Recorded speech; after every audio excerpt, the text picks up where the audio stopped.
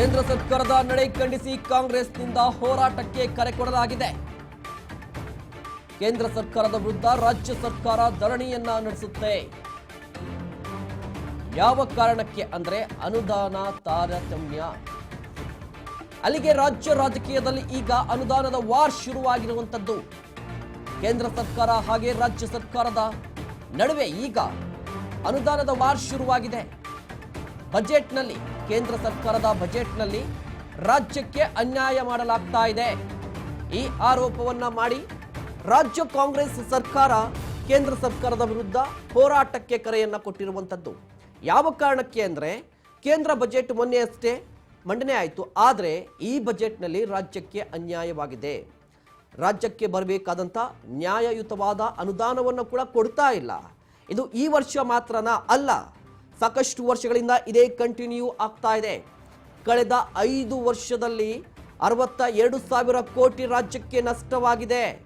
ಈ ಕಾರಣಕ್ಕಾಗಿ ಫೆಬ್ರವರಿ 7ರಂದು ಹೋರಾಟಕ್ಕೆ ಕರೆಯನ್ನ ಕೊಡಲಾಗಿದೆ. ಫೆಬ್ರವರಿ 7ರಂದು ದೆಹಲಿಯಲ್ಲಿ ಸರ್ಕಾರದಿಂದ ಧರಣಿ ಸತ್ಯಾಗ್ರಹವನ್ನು ಹಮ್ಮಿಕೊಳ್ಳಲಾಗಿರುವಂತದ್ದು. ಪಕ್ಷಾತೀತವಾಗಿ ಹೋರಾಟಕ್ಕೆ ಕರೆಯನ್ನ ಕೊಟ್ಟಿದ್ದಾರೆ ಕೆಪಿಸಿಸಿಯ ಕ್ಯಾಪ್ಟನ್ ಡಿಕೆ ಶಿವಕುಮಾರ್ ಅವರು.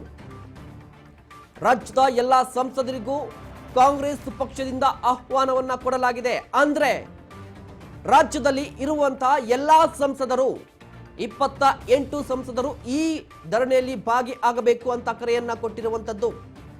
ಫೆಬ್ರವರಿ 7ರಂದು ಹೋರಾಟಕ್ಕೆ ಕರೆಯನ್ನ ಕೊಟ್ಟಿರುವಂತದ್ದು. ಸಿದ್ದರಾಮಯ್ಯನವರ ನೇತೃತ್ವದಲ್ಲಿ ಈ ಹೋರಾಟ ಹಮ್ಮಿಕೊಳ್ಳಲಾಗಿರುವಂತದ್ದು. ಅಂದ್ರೆ ದೆಹಲಿಯಲ್ಲಿ ಫೆಬ್ರವರಿ 7ನೇ ತಾರೀಕು ರಾಜ್ಯ ಕಾಂಗ್ರೆಸ್ ಘಟಕ ರಾಜ್ಯ ಸರ್ಕಾರ ಧರಣಿಯನ್ನ ನಡೆಸುತ್ತೆ. ಇಲ್ಲಿ ಪಕ್ಷಾತೀತವಾಗಿ ಭಾಗಿಯಾಗಬೇಕು. ಯಾಕಂದ್ರೆ ರಾಜ್ಯದಲ್ಲಿ 28 ಲೋಕಸಭಾ ಕ್ಷೇತ್ರಗಳು, 28 ಸಂಸದರು.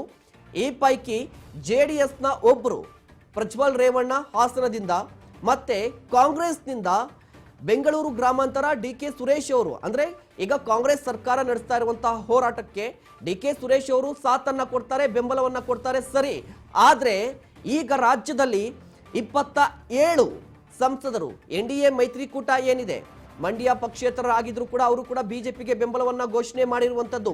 ಮತ್ತೊಂದು ಕಡೆ ಹಾಸನ ಪ್ರಜ್ವಲ್ ರೇವಣ್ಣ ಕೂಡ ಬಿಜೆಪಿ ಬೆಂಬಲವಾಗಿರುವಂತದ್ದು. ಎನ್ಡಿಎ ಮೈತ್ರಿಕೂಟ 27 ಸಂಸದರು ಕೂಡ ಪಕ್ಷಾತೀತವಾಗಿ ಈ ಕಾರ್ಯಕ್ರಮದಲ್ಲಿ, ಈ ಧರಣಿಯಲ್ಲಿ ಭಾಗಿಯಾಗಬೇಕು ಅಂತ ಡಿಕೆ ಶಿವಕುಮಾರ್ ಅವರು ಕರೆಯನ್ನ ಕೊಟ್ಟಿದ್ದಾರೆ. ಕಾರಣ ಏನಂದ್ರೆ ರಾಜ್ಯಕ್ಕೆ ಅತಿ ಹೆಚ್ಚು ಟ್ಯಾಕ್ಸ್ ಅನ್ನ ಕಟ್ಟುವಂತ ಕರ್ನಾಟಕಕ್ಕೆ ಪದೇ ಪದೇ ಅನ್ಯಾಯವಾಗ್ತಾ ಇದೆ.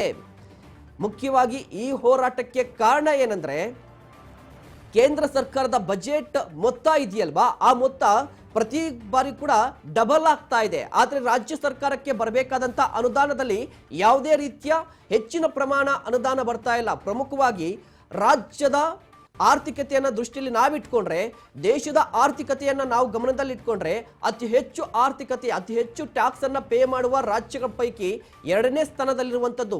ಮಹಾರಾಷ್ಟ್ರ ಮೊದಲ ಸ್ಥಾನದಲ್ಲಿದ್ದರೆ ಕರ್ನಾಟಕ 2ನೇ ಸ್ಥಾನದಲ್ಲಿರುವಂಥದ್ದು. ಹೀಗೆ ಒಂದು ರೀತಿಯಾಗಿ ಕೇಂದ್ರ ಸರ್ಕಾರಕ್ಕೆ ಕರ್ನಾಟಕ, ಬೆಂಗಳೂರು ಅಕ್ಷಯ ಪಾತ್ರ ಇದ್ದಂತೆ. ಇಲ್ಲಿ ಟ್ಯಾಕ್ಸ್ಗಳು ಪರೋಕ್ಷವಾಗಿ ನೇರವಾಗಿ ಟ್ಯಾಕ್ಸ್ ಹೋಗ್ತಾ ಇರುತ್ತೆ. GST ಅಮೌಂಟ್ ಆಗಿರ್ಬೋದು, ಈಗ ಸಾಕಷ್ಟು ಅನುದಾನ, ಸಾಕಷ್ಟು ಟ್ಯಾಕ್ಸ್ ಮೂಲಕ ಸಾಕಷ್ಟು ಅಮೌಂಟ್ ಹೋಗುತ್ತೆ ಕೇಂದ್ರ ಸರ್ಕಾರಕ್ಕೆ. ಆದರೆ ಇಷ್ಟೆಲ್ಲ ಟ್ಯಾಕ್ಸ್ ಅನ್ನ ಕಟ್ಟಿದ್ರೂ ಕೂಡ ಕೇಂದ್ರ ಸರ್ಕಾರ ಕರ್ನಾಟಕಕ್ಕೆ ಮಲತಾಯಿ ಧೋರಣೆಯನ್ನ ತೋರುತ್ತೆ. ಕಳೆದ 5 ವರ್ಷದಲ್ಲಿ 62,000 ಕೋಟಿ ರಾಜ್ಯಕ್ಕೆ ನಷ್ಟ ಆಗಿರುವಂಥದ್ದು. ಇದನ್ನ ಗಮನದಲ್ಲಿಟ್ಕೊಂಡಿರುವಂಥ ರಾಜ್ಯ ಸರ್ಕಾರ ಈಗ ಹೋರಾಟಕ್ಕೆ ಕರೆಯನ್ನ ಕೊಟ್ಟಿದೆ. ಪ್ರಮುಖವಾಗಿ ಇದರಲ್ಲಿ ಯಾರ್ಯಾರೆಲ್ಲ ಭಾಗಿಯಾಗ್ತಾರೆ ಅಂದರೆ, ಈ ಹೋರಾಟವನ್ನು ಹಮ್ಮಿಕೊಂಡಿರುವಂಥದ್ದು ಕಾಂಗ್ರೆಸ್ ಸರ್ಕಾರ ಆಗಿರೋ ಕಾರಣಕ್ಕಾಗಿ CM ಸಿದ್ದರಾಮಯ್ಯನವರ ನೇತೃತ್ವವನ್ನು ವಹಿಸ್ತಾರೆ.